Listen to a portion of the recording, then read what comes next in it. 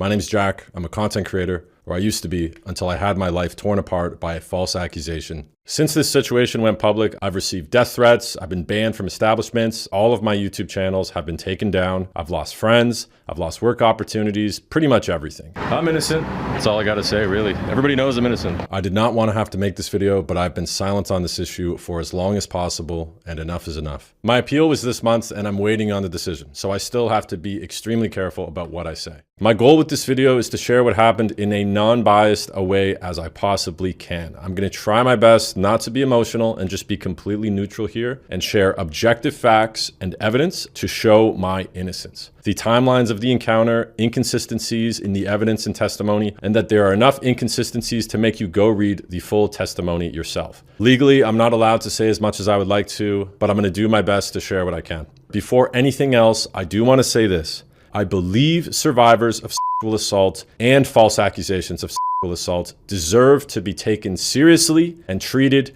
with compassion. I've been through both. Nothing I'm about to say is meant to minimize real harm. That being said, let's get into it. In February 2021, I was falsely accused and charged with sexual assault from a consensual encounter between myself and a woman in August 2020. I'll refer to her as the accuser. My legal team and I spent several years going back and forth to get records and evidence to help my case, and we finally went to trial in 2024, and the judge wrongfully convicted me. I say wrongfully as I have always maintained my innocence, and I will explain why in a bit. Based on how things go with my appeal, there are two options. Either the appellate court will order me a new trial, or I'll have to spend 3 years in jail for something I didn't do, and my life is essentially over. And in the meantime, there's been newspaper articles, there's been documentaries, and all kinds of misinformation put out. So now I'm gonna go over some information to help you get a better grip of what actually happened. At the time of the incident, I was a YouTuber, actor, filmmaker, and primarily known for pranks. I've been working full-time and earning a living as a content creator since approximately 2016. I met the accuser after matching with her on Tinder. Tinder is an app for people to go and hook up with. I recognized her from one of my party videos, McMaster Hoko 2019. On that day, this person managed to find me and my camera crew in a crowd of 10,000 people in order to be interviewed. After matching on Tinder, we messaged on Instagram, texting and flirting before agreeing to meet up. The accuser drove approximately 30 minutes from Oakville to my house in Hamilton, Ontario. I invited her in, I showed her around, and then she asked for a tour of my YouTube studio. I suggested we should go for a hike. We then left my house and drove to a hiking trail, but upon arriving, it was getting dark, so we agreed to return to my house and watch Netflix and chill. Upon returning to my house, we did just that. We watched Netflix and we had a consensual encounter. I'm not proud to admit this, but at the time, I was sleeping around with a bunch of different women. The accuser also had multiple different partners recently before me, as per DNA evidence, as well as confirming sleeping with an alleged boyfriend just a few days prior to meeting me. Now, to clarify, this is not a judgment on her character. Rather, it's to provide context on our generation's modern culture of frequent hookups. In retrospect, I definitely should not have been sleeping with these women, but I was a young guy and I was famous on the internet. I would often film a quick consent video when having sexual encounters with strangers that knew I had a large following as a proactive way to ensure I had clear consent from whoever I was hooking up with, especially women who have been featured in a previous video of mine. This is not a normal way to live, but it is common in society and especially amongst athletes, celebrities, and public figures. So during our encounter, I attempted to film a consent video and she informed me that she didn't want to be recorded. So I stopped the recording and deleted whatever was briefly recorded right in front of her. We then continued what we were doing, having a consensual sexual encounter. I want to be very clear here. The encounter was enthusiastic, ongoing. There was no confusion about it. She was consenting, as was I. She communicated consent in many different ways, particularly verbally, asking me to spank her and telling me during sex, "F me, f daddy," amongst other things. I don't want to repeat them, but you can go and read the things that she said to me in the transcripts. After finishing our encounter, we chatted briefly before I politely told her I had to be up early in the morning, and I asked her to leave. That was the conclusion of the date. Quoting from the court transcript, although the accuser originally told police that she was obviously fine with being asked to leave, her testimony at trial revealed otherwise. In cross-examination, she admitted that the dismissal did not feel good, and she agreed with trial counsel that she felt worthless because she was treated as a conquest or notch on Mr. Densmore's bedpost. So in hindsight, I can absolutely see why this would make her feel bad. She had traveled to see me. She was texting her friends and family about me and our date ahead of time. In particular, some high expectations for me. Kicking her out was rude and dismissive. I didn't think that way at the time, but I regret how I handled that, and if I could go back, I would do things differently. With that being said, all of the sexual activity that we did was consensual. And when I say consensual, I don't mean ambiguous or neutral. I mean it was enthusiastic, encouraging, and ongoing. And I testified to that under oath. To put it simply, the whole thing was a typical one-night stand. Just to be clear, my charge had nothing to do with filming a consent video. It was entirely based on an allegation that I non-consensually assaulted this person. This was shocking to me. It absolutely destroyed my mental health. And for months, I was so confused. What the f am I being charged with? We do know what the reasons were now, and we'll get into those later, but I was charged in February 2021, and these charges were then made public in October 2022 after the accuser contacted my city's local newspaper to run a story about these allegations before that year's McMaster Hoko was to take place.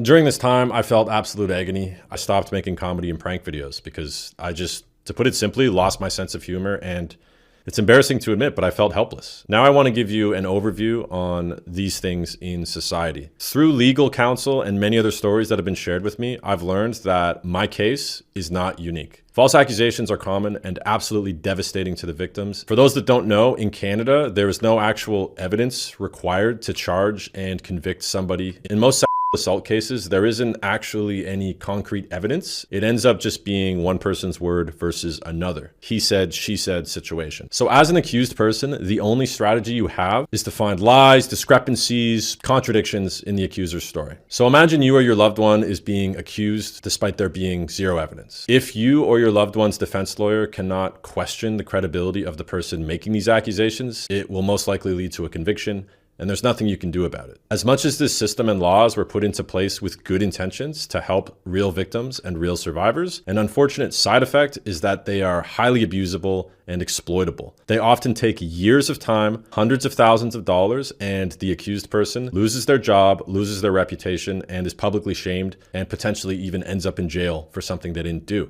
But aside from that, from the defendant's standpoint, there are also laws that have been put into place to make it even more difficult to defend yourself. In a normal trial, you can get access to information such as records, messages, emails, etc. However, in assault cases, the police and prosecutors can, and in my case, they did, actively redact any and all information or evidence to prevent you from using it in your defense. So in my case, it was brought to our attention that there were thousands of communication records that had been redacted by the police. We later found out that the police not only redacted all of this data, but they actually emailed the accuser and said, "Is there anything specifically that you would like us to redact?" And then she replied saying, "Yes, I would like you to redact all of the emails with my therapist and all of the communications with her alleged boyfriend, and in particular, specific emails that were very, very telling, and I will get into them later on." But anyways, back to the evidence. At one point, I remember they gave us about 90 different pages, and around 80 of them were completely blacked out. I'm not a lawyer. I'm actually kind of an idiot. But from what I've been explained by legal counsel, this makes it incredibly hard to defend yourself at trial. If there is evidence that we're bringing that contradicts their version of events, they can change their version of events before trial. So why is it like this now? Well, first of all, obviously, it's intended to protect real survivors from privacy concerns as well as trials being delayed. But what it really is they essentially wanted to get more convictions. After the 2016 acquittal of John Gomeshi, which led to significant changes to Canadian law, frequently referred to as the Gomeshi rules. This was implemented via Bill C-51 and subsequent legislation, which are designed to make it easier to secure convictions by altering how evidence regarding a complainant's credibility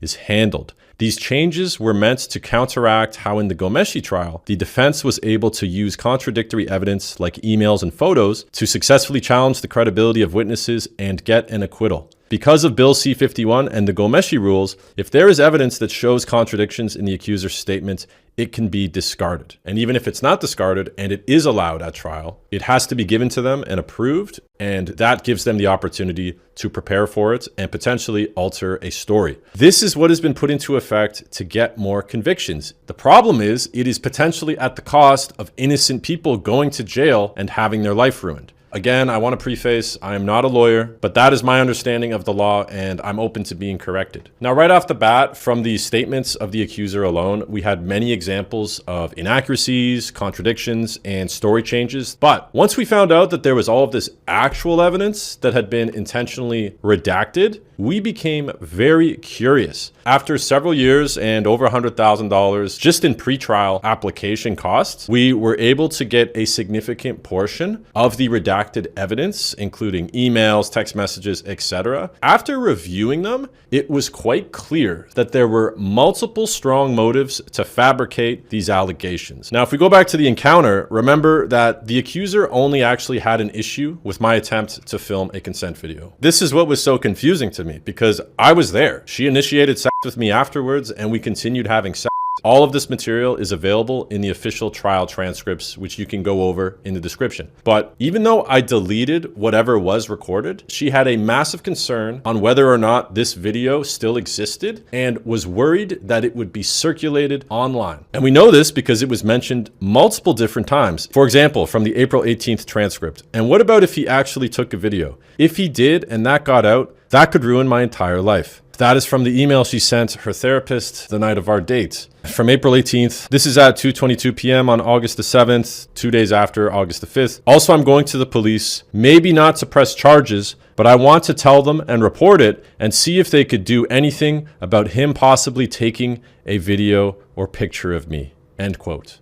You sent this, right? She responds, yes. My lawyer, the primary purpose for going to the police that you are sure you want them to do something about is to see if he took pictures or videos of you. The accuser, yes. Lawyer, and in your mind, you would agree that that would entail them having to at least go to his house, talk to him. Accuser, yes. And taking his phone. Accuser, yes. And then making sure that there wasn't anything there that you had in a compromised picture or video, right? Accuser, yes.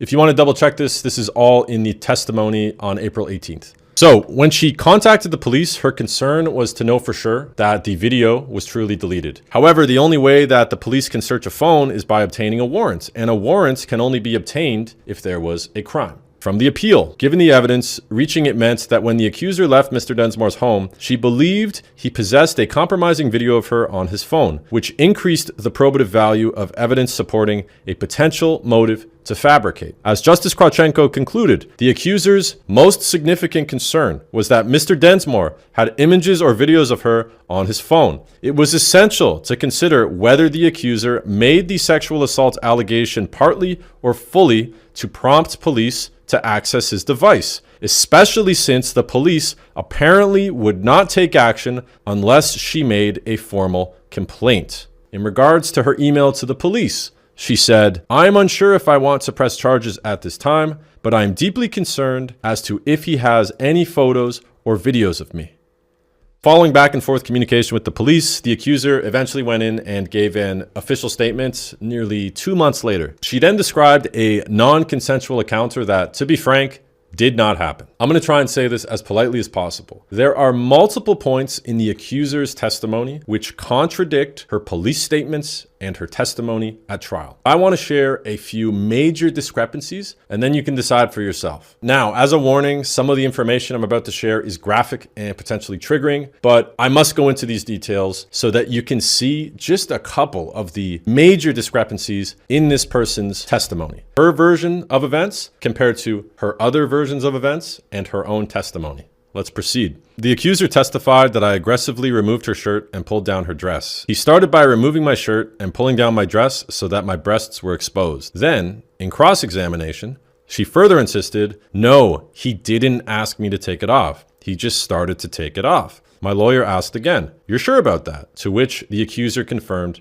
yes. She made this allegation in testimony and then doubled down on this in cross-examination with my lawyer. However, these new allegations she made in her testimony are totally different from her actual statement to police. To police, she said, so we went to his room and we were like just sitting on his bed and he put on a show on Netflix and then he put his arm around me and then after a few minutes kissed me, which I was okay with. And then he told me like, take off my shirt, which I was comfortable with because I was like wearing a dress underneath it. So in her original story, she claims that I politely requested her to take her shirt off, and she did it herself voluntarily and comfortably. However, at trial, she said, he started by removing my shirt and pulling down my dress so that my breasts were exposed. Then in cross-examination, she further insisted, again, as part of this aggressive encounter she's trying to paint, no, he didn't ask me to take it off. He just started to take it off. My lawyer confirmed, are you sure? She confirmed, yes, that is how it happened. However, my lawyer then confronted her with her own original statement to police, and he reminded her that this is what she said. And then he asked her again what actually happened. She then confirmed her original story, which is that I asked her to take her shirt off, and she did so voluntarily. My lawyer further confirmed, asking, because you're the one that took your shirt off with his request, and that was your way of showing interest or consenting, right? To which she responded, yes. This is a clear example of willingness to intentionally remove and omit participation and change details to suit the false narrative of an aggressive, non-consensual encounter, which, to put it simply, just never happened. Moving on. There were fabricated bruises. The accuser claimed that I aggressively bit her breasts, causing bruising, swelling, and red marks for days after. On August 6th, less than 1 day after our date, the nurse examined her breasts and found 0 bruising, 0 swelling, and 0 red marks. This was totally fabricated. From the appeal, in her examination in chief, the accuser described an aggressive sexual assault. It began when Mr. Densmore removed her shirt and pulled down her dress, exposing her breasts. She testified that Mr. Densmore kissed and bit her breasts, which was quite painful, and that the biting left bruises and red marks that lingered for 2 to 3 days after their encounter. He then pushed her onto her back, got on top of her, and penetrated her digitally. Page 34. Though the events described above qualify as a violent sexual assault, Justice Krawchenko flatly rejected the accuser's account, noting how it conflicted with evidence from the nurse who examined the accuser's breasts and found no bite marks or bruising. He also noted a major inconsistency about digital penetration that was brought out in cross-examination. This is another clear example of fabricating an aggressive, non-consensual encounter, as the accusations of bruises, bite marks, and red swelling for days after were entirely fabricated and confirmed by the nurse, not days after, but the next day, August 6th. Next, in her police statement, she said that I got on top of her aggressively, and in her description to the Crown, she shared detailed allegations about this without any mention of her participation.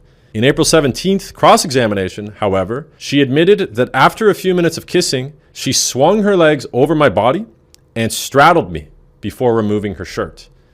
Straddling as in mounting me, so sitting on top of my genital area, and grinding her groin area directly on mine while sitting upright on top of me. She also said, now, that she smiled and moaned and that I would remark I liked it or moan. Again, this shows that she was an active participant, contrary to all of her previous statements. This is from April 17th, 2024. Next, in a statement to police, she said that she didn't make a single noise or sound besides ow.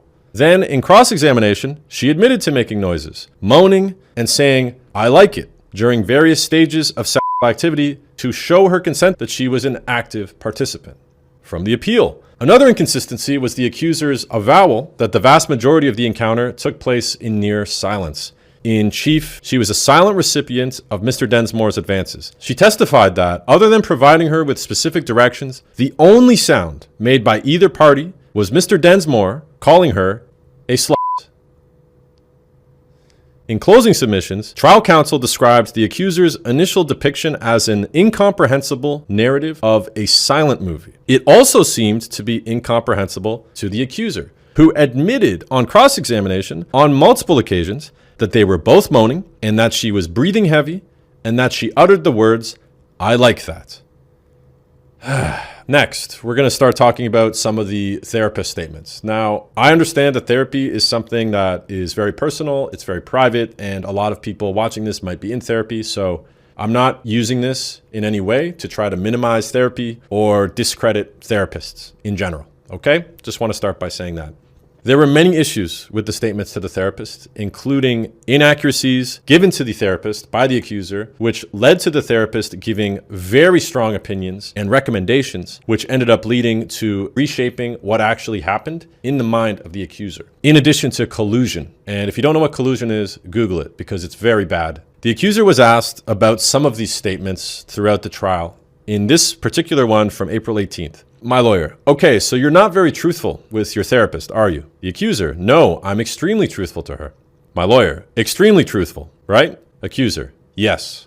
My lawyer: that's how you characterize what you're saying to her. The accuser: yes. Here in particular, she made a statement to her therapist where she inaccurately depicted our date and implied, very dangerously, that I tricked her into coming into my house. I debated whether to send this or not because maybe I'm just being dramatic or stupid or overthinking or reading into something that didn't happen. Or maybe it just brought this whole thing onto myself. But I went on a date tonight. We were supposed to go for a hike and then drinks. But when I showed up to his house, he said it was too late to go for a walk, so we started watching a movie. My lawyer asked, have I read that accurately? The accuser confirms, yes. My lawyer: and that's not what happened, is it? Accuser: not all of the details, no. My lawyer: but that's what you told her happened, right? Accuser: yes. Pause. Inaccuracies like that are super important because they have a severe impact on the therapist's perception of events, which leads to responses from the therapist that, as a therapist's responses would, give massive influence over the accuser. So the therapist receives this amongst other inaccurate statements, continuing from April 18th. So these are your records that she's made about sessions that she's had with you, and the session date is Friday, August the 7th. We spent the session going over her experience and looking at potential stuck points where she blamed herself. In reviewing the evening, it is clear the accuser attempted to make good decisions and that he was clearly a predator, skilled in having her make small changes to their plans until she was in his apartment. Have I read that correctly? The accuser confirms, yes. The accuser claims to be extremely truthful to her therapist, giving a completely inaccurate statement about the date to her therapist with a very misleading implication. As a result, the therapist tells her with authority he was clearly a predator, skilled in having her make small changes to their plans until she was in his apartment. She then takes these various responses she gets from her therapist and sends them to her friends and family. Also from April 18th. Yeah, Dr. Therapist said that he seemed very calculated in the way he acted, like he had thought it out, and that I'm not the first.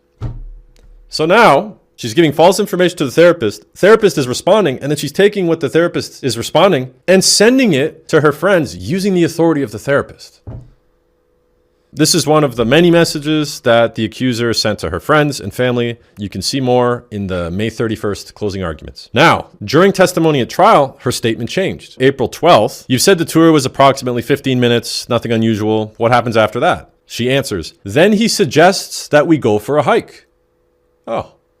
And how did you then end up going for a hike? What happens after that? He suggested that we drive to a trail that was close by to his house. So I agreed to that, and we started driving there. So the accuser admitted that actually I suggested we go for a hike, which was the original plan, and then we left the house. Okay, so you described driving towards the escarpment. Accuser: Do you eventually stop somewhere? Accuser: no. He says that it's busy and that we shouldn't bother going on a hike because it's getting dark out. So then he suggests going back to his house. Are you able to give us an estimate about how long you were trying to locate a hiking trail? Accuser: not long, maybe 15, 20 minutes. Did you agree with his suggestion to go back to his house? Accuser: I did. We then returned to the house after she agreed to return and watch Netflix and chill. But literally the same night as the date, she then goes and tells a very different and inaccurate version the same night. So many implications, opinions, responses, and collusion and influences were made from these inaccurate statements. And what's super concerning about all this, aside from that, she never corrected her therapist by saying, actually, he did suggest going for a hike, and then we actually did leave the house and go to the hiking trail. And we only returned after she agreed to because it was getting dark. Another thing she never acknowledged, the reason it was getting dark is why we came back was because she showed up over 30 minutes late to the date in the first place. So instead of being honest about this or clarifying it or correcting it at all, she then took the therapist's responses, amongst others, and then sent them to her friends and family members. Objectively speaking, this can be considered very problematic because she essentially gave an inaccurate statement to the therapist, which then elicits responses based on these false details. And then instead of correcting them, she uses them as authoritative proof that something happened to her that didn't actually happen. But all of this was under false pretenses from false information. And this was not cleared up and corrected until nearly 4 years later at trial in 2024. At that point, all these communications and the eventual false accusation had already happened. The damage had already been done because amongst all of the other inaccurate statements made to the therapist, this completely colored the therapist's perception of what actually happened, leading to her convincing the accuser, I was a skilled predator, I've done this to multiple people, amongst other things, such as she's not the first, as somebody that's never met me and knows absolutely nothing about me, to intentionally put out false information to someone and then take what they said in response and use that as an authoritative source to influence friends and family. And this is just a small taste. I highly recommend you go through the April 18th testimony. Everything's in there and it is shocking. Okay, moving on. Next, when giving her original statements to the police, she said that oral sex lasted 5 to 10 minutes, but also that the consent video incident happened about 1 minute into the oral sex, and then our brief conversation about it was approximately 1 minute long. So this timeline would imply that oral sex resumed afterwards to fill up the remaining 3 to 8 minutes. At trial on April 12th, she said that after the consent video, she immediately stood up and successfully put her clothes on and claimed that she tried to leave. But then, during cross-examination on April 17th, she acknowledged there could have been more time for oral sex, and it was possible that it continued. My lawyer, okay, but then you'll also agree with me that even after he put his phone away, that you continue to engage with him in oral sex.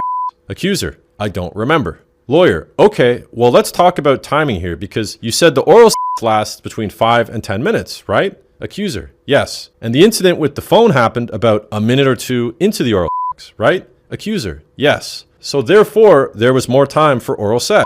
Accuser, there could have been. It's possible that it continued, right? Accuser, it's possible. I'm not even going to say my version of events, okay?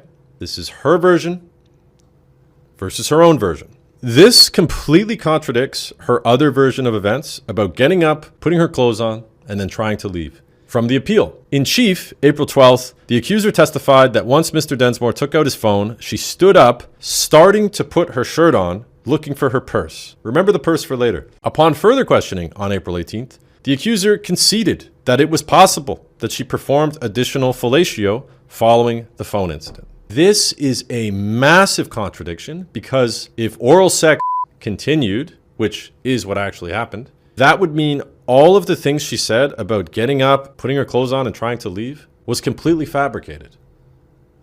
Look at the transcripts. Moving on. There was further conflicting evidence in regards to her retrieving and putting her shirt on. This is from April 18th, after my lawyer has been asking her about when we had sex. And then I asked where the bathroom was and left the room. Why would you need to ask for the washroom? He's already showed you where it was before he got to his room. Accuser, he did. I guess that was my way of telling him I needed to use the washroom. A little further down. So you'll agree with me that according to you, those are the first words spoken by you or him since you had that little exchange about the phone, correct? Accuser, I believe that he did say something when I was putting on my shirt. Remember that. I don't remember what it was, but I remember kind of awkwardly laughing. My lawyer, okay, so now you remember that, right? But you didn't remember it before. Accuser, I don't remember what he said. I remember not responding to him talking though. Lawyer, well, you did. You said you laughed. Accuser, yes. Lawyer, so that was a response, right? Accuser, okay, yes. So aside from the earlier statements about total silence, which we've gone over, the inaccuracy here is in her earlier version of events, she claimed to have stopped oral sex stood up and already had put her shirt on. From April 12th, accuser, I'm still sitting down, but when he went to go put his phone down, he had kind of removed or stopped standing directly in front of me with his feet on both my sides. So I kind of had a way to stand up and create distance between us. So I did that. And then I started putting my shirt back on, looking for my purse. My lawyer, did you indeed put your clothes back on? Accuser, I did. But here on April 18th, aside from the different story about the oral sex continuing, there was also a major discrepancy that actually shows even more credibility towards the oral sex actually continuing, which is what actually happened. Because after penetrative sex had completed, she claimed, I believe that he did say something when I was putting on my shirt. But why would you put your shirt back on if it's already on? If you got up after oral, like you said in your original statements on April 12th, then your shirt would have already been on. Question, did you leave the bedroom? Accuser, no. He came up to me, started kissing me, put his fingers inside of me again, and then kind of quickly pushed me onto the bed so my stomach was on the bed, and then he lifted my dress up and put his penis in me. In this version, she had already put her shirt and clothes fully back on. There was no shirt removal, but then I came over and forced her on the bed and penetrated her. So on April 12th, the shirt is already on for the penetration. After getting dressed and trying to leave on April 18th, in addition to the oral sex continuing, the shirt was only put on after the penetrative sex while awkwardly laughing about something I said. So if you were telling the truth about getting up and putting your shirt back on after oral, then the shirt would already be on. These are just a few of the inconsistencies between her statement to the police, her testimony, and her cross-examination. There were many, many more. If I included them all in this video, it would be several hours long. These inconsistencies, inaccuracies, whatever you'd like to call them, all of these things are her word versus her own word. These are not even taking into consideration my testimony, where I disagree with basically everything she's claiming. Even being as polite as possible, there is an alarming pattern of changing stories, contradicting, and even fabricating physical evidence to depict an aggressive encounter that simply didn't happen. There are dozens of instances from this person that clearly lower their credibility, or to be blunt, outright disqualify their credibility. And to put it simply, that is what reasonable doubt is. What started as a concern about a potential video needed a description of a non-consensual, aggressive encounter in order to get a warrant to access my phone. And the accuser herself conceded during cross-examination that many points in her initial statement were not true. The accuser was encouraged to go forward by her friends, family, and therapist. The issue, though, is that she told her therapist, as well as her friends and family, not what actually happened. Inaccurate information. And that became the narrative, that I was some kind of assailant. And amongst many other inaccurate statements and downright things that just didn't happen that were shared with the therapist is what led to the therapist encouraging her to go forward with charges. And there's a lot more on that I'm not going to get into in this video because I don't want to get myself in trouble, but it's crazy. Bottom line is, this encouragement was based on incomplete, inaccurate, and fabricated information. The pressure then accumulated substantially into several other motives. From the appeal. In the months following their encounter, the accuser faced extensive pressure from her friends, family, and therapist to press charges against Mr. Densmore. According to her therapist, Mr. Densmore was a predator who was skilled in making small changes to their plans until she was in his apartment and had likely done this before. The accuser received similar feedback from her friends, mother, and stepfather who, despite never meeting Mr. Densmore, their only idea about me, by the way, is my crazy YouTube videos. So you can imagine what that looked like. Despite never meeting Mr. Densmore, told her that she needed to press charges against Jack because otherwise she was letting him do that to other girls. This pressure culminated in the accuser admitting to feeling guilty that if she didn't take any legal type of action, she would be responsible for him doing this to other girls.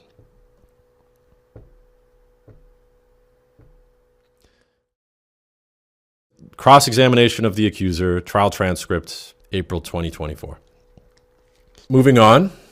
In addition to these factors, there was another major issue with this person's credibility. In multiple private emails with her therapist, this person admitted to making her entire story up.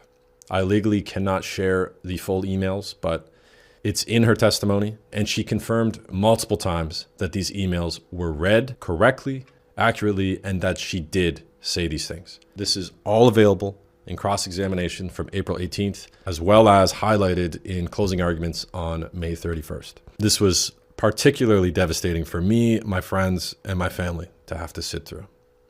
And this is why I'm so shocked that I even had to go to trial in the first place, because from day one, there was reasonable doubt, and the person to have that reasonable doubt was her. Now, as somebody that has been a victim of assault myself, I know what it's like to feel like you're in denial about what happened to you, and you do have thoughts like, am I making this all up, right? But this is so much more than that. And remember, credibility is essentially the only available thing for the defense to question in a he said, she said trial with no evidence. So if changing your story numerous times, potential collusion from therapists and others influencing you, admissions of potentially making your story up, concerns of a video, and other multiple motives to fabricate, as well as direct evidence of fabricating physical evidence, and for lack of better words, a continuous inability to recall basic facts and testify credibly isn't reasonable doubt, then what even is reasonable doubt? Seriously, if this isn't reasonable doubt, then what is? What can anybody in this position do if they somehow can choose to ignore all of that? Think about if what was happening to me was happening to you or your partner or your brother, your sister, your dad, your friend, and then go over everything. Is there a lack of credibility? And if so, is this lack of credibility enough for reasonable doubt? As you will read in the transcripts, there were multiple motives to fabricate. We concluded that the main one was she thought I still had a photo or video of her, and for whatever reason, thought that I was actually going to post it online. It goes without saying, I would never post, publish, or share a consent video online. That would not only be a gross violation of personal privacy, but it would literally be a crime and career suicide. And there's absolutely no reason for me to ever do that.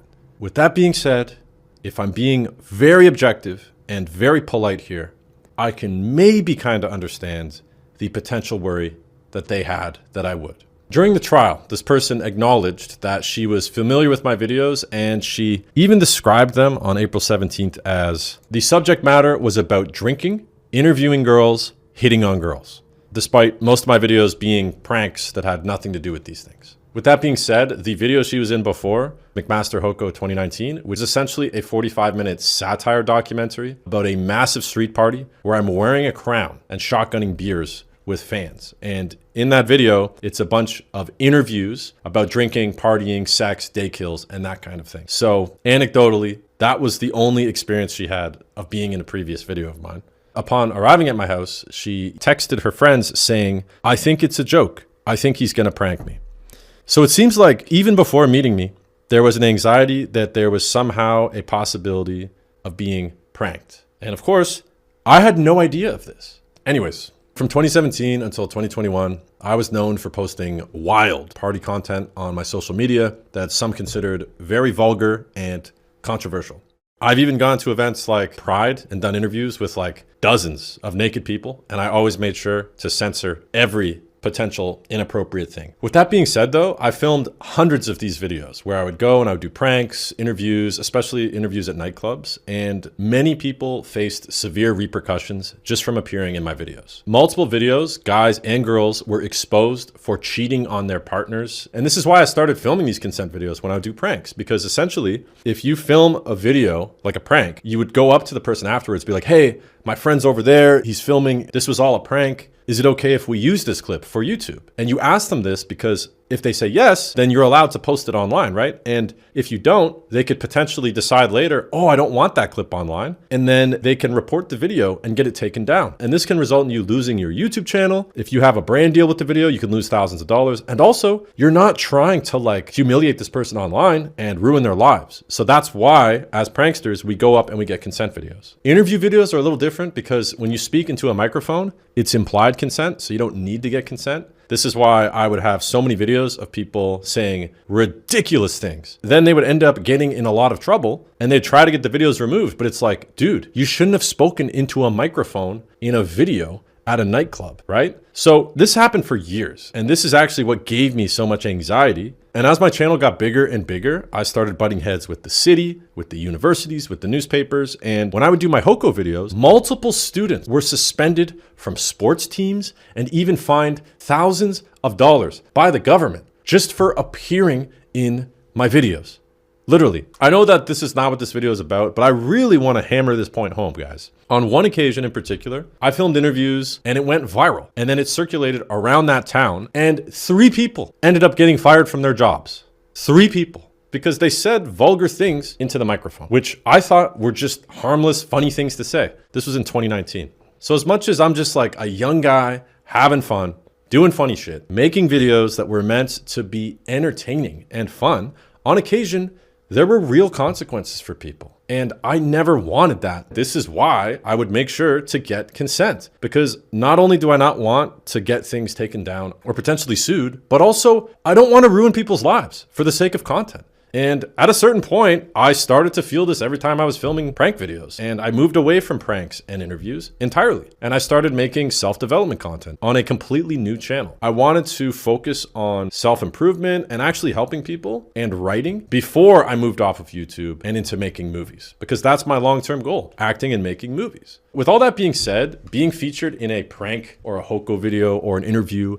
is still a totally different thing than having an intimate consent video published online. It's never happened before and it never will. On May 28th, we tried to introduce these as evidence at trial to show clear examples to the judge of what a consent video is, because that's what we were concerned, that this judge would have no idea what we were talking about. My lawyer even showed one of these videos to the prosecutor, the Crown. After seeing it, he fought even harder to make sure that it was not allowed to be introduced as evidence. The judge then decided not to allow us to use any consent videos as evidence at trial. But then, at the same time, in closing arguments and the eventual judgment, both the Crown and the judge dismissed the legitimacy of consent videos being a real thing. The judge even said, "I reject the evidence of the accused that he was making a consent video, whatever that really is."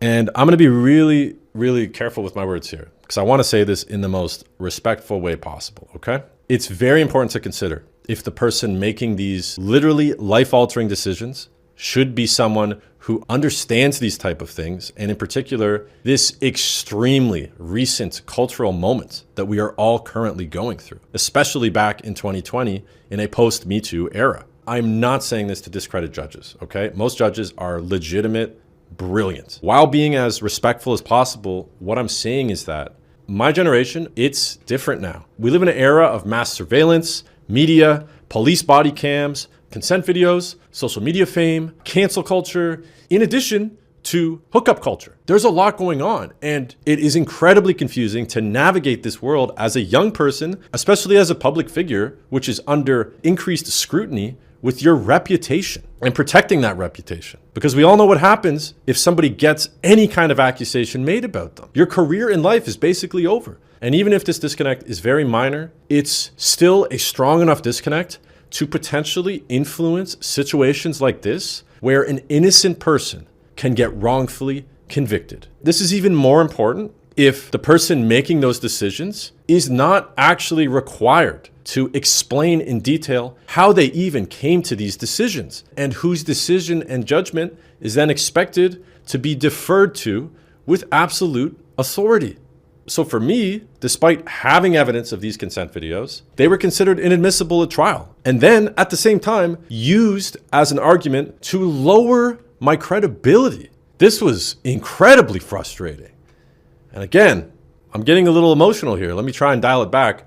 Filming a consent video is not a crime and is not what I was charged with. However, this person was concerned about a video of them potentially being put online, and then they fabricated an assault in order to prevent a video of them potentially, in their mind, being put online, despite the fact that I never have done that and I never would do that. The accuser also texted her friends saying, "I just realized my biggest dream in life is to intern at Saturday Night Live, even though that will never happen because I don't have the skills or connections." She said that right before coming to my house. That's from the April 16th document. But I'll let you read the transcripts and come to your own conclusions. In a case that basically only comes down to credibility, there were multiple statements, changes in details, contradictions, proven fabrications of evidence that should have absolutely been taken into account in terms of credibility. And again, I'm talking about her testimony versus her statement to police, versus messages to her friends, versus emails to her therapist and all the things she admitted in them. This entire time is her word versus her own word. And within her own word, there are major issues. This case is very unique in a sense because there is more evidence that this person is not a credible witness, made a false accusation, fabricated evidence with motive and admission of some of these things, than there is evidence that I even assaulted this person. And there is no evidence because I didn't. There was no assault. It was a consensual encounter. Testifying is terrifying. You're being accused of such a heinous thing and then having to explain intimate details in front of your girlfriend, friends, your family, and reporters who are taking your words out of context and putting you in the front page of the newspaper, making claims about you in front of literally your entire city. So we're talking like millions of people. So despite all of this pressure, you also have to try and remain calm and not emotional. But at the same time, you literally feel like you're having a heart attack and you have just immense anger about even being in this whole situation. The whole thing was frustrating, gaslighting, anxiety-inducing. It was just fucking terrible. And I'm sure it was terrible for the accuser as well, okay? But with that being said, that does not make it even remotely okay. What she did was wrong and has had massive consequences for my life that I'm still dealing with years later. I literally felt like my life was taken from me. Seeing my girlfriend, my friends, my family collapse to the floor, bawling their eyes out. This pain was, and still is, truly indescribable. So in the appeal, you can read my appeal lawyer's technical assessment, why the judge was incorrect. As a layman, he basically allegedly took the date and then he divided it into several different boxes, okay? So he took the date and he's like, here's the whole thing, box, box, box, box. And then he said, well, she's not credible in this box, or this box, or this box, but I believe her in this box. Again, they're kind of allowed to just decide whatever they want, but the reason that there was a technical error in this that allowed us to even appeal in the first place is that if somebody while testifying makes major inaccuracies, major contradictions, fabrications, discrepancies in several areas, this should significantly affect their credibility overall. And this was not done. Any lack of credibility, especially a substantial, overwhelming lack of credibility in the majority of areas, is reasonable doubt. And if that isn't considered reasonable doubt, then what is reasonable doubt? It basically makes it impossible for you or your loved ones to defend yourself as an accused person. This is how the law works. This is why people film consent videos in the first place.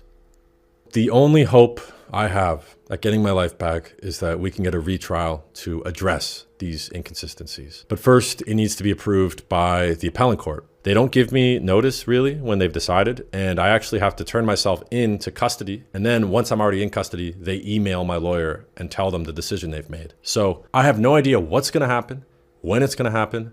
I'm just in this really f***ed up place right now, and it's terrifying. With that being said, an appeal is a lot different than a normal trial. I thought it was like, hey, like, look at all this evidence.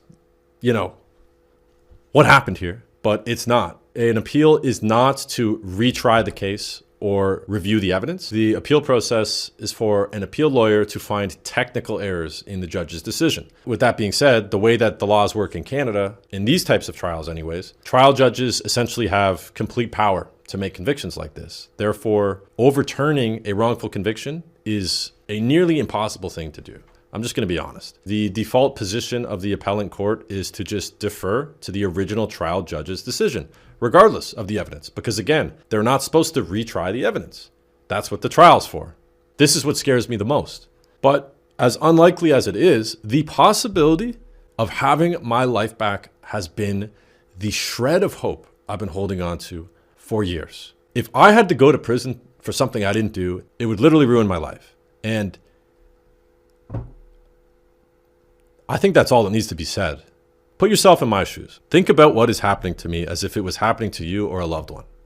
Really think about that. I love my country. I respect the legal system. I think it's right more often than not. But false convictions happen. And when they do, it's absolutely devastating.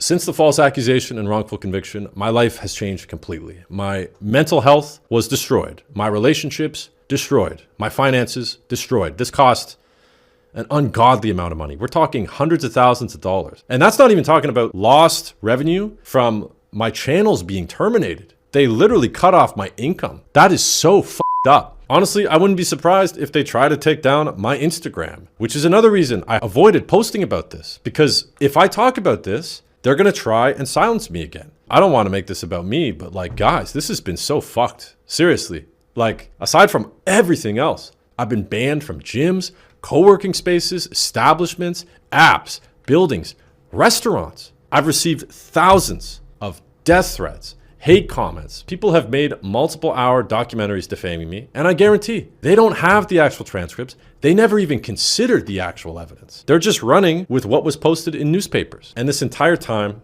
I've had to remain silent about it. Just trust the system. The system continuously lets me down. I've tried to remain patient, calm, stoic. I work out every day. I read books. I have an amazing girlfriend, family, and support network, which I'm very grateful for. But aside from that, I have essentially become a recluse. And this is totally different than who I actually am. I used to be confident, happy, optimistic, and I was proud of working my ass off for years in construction to become an entrepreneur and have the opportunity to create content online. I was able to entertain millions of people with my comedy videos, and I helped millions of people with my self-improvement content as well. And I had dreams of becoming an actor and filmmaker. And all of that was taken away from me for something that I didn't do. And that's not fair. That's not right. I want to create, I want to provide value to the world, and I don't want sympathy. I don't want to be a victim. And that's the toughest part on my ego. I should be working right now. I should be creating. I should be chasing my dreams and pursuing my goals, my purpose. I should be posting things that provide you value, not talking about this absolute fucking tragedy that I'm barely surviving right now. I should not be stuck on the sidelines waiting around. I want to live. And the only remote chance I have of ever having a normal life back again is if my appeal is successful. Whether you liked my content or not, whether you like me or not, whether you know anything about me, what was done to me was wrong. It was unjust, and this process has been incredibly painful for me and my family. I imagine it has also been painful at times for the accuser as well. And I'm not trying to minimize her feelings here, but what was a consensual date turned into being concerned about a video being circulated online, and then that became something completely different. And at the end of that, I was wrongfully convicted. And I'm not asking you to take what I've said at face value. I'm asking that you review the evidence and transcripts in their entirety and make your own judgment. No one is perfect, and I don't claim to be, but I'm an innocent person, and I deserve to have my life back.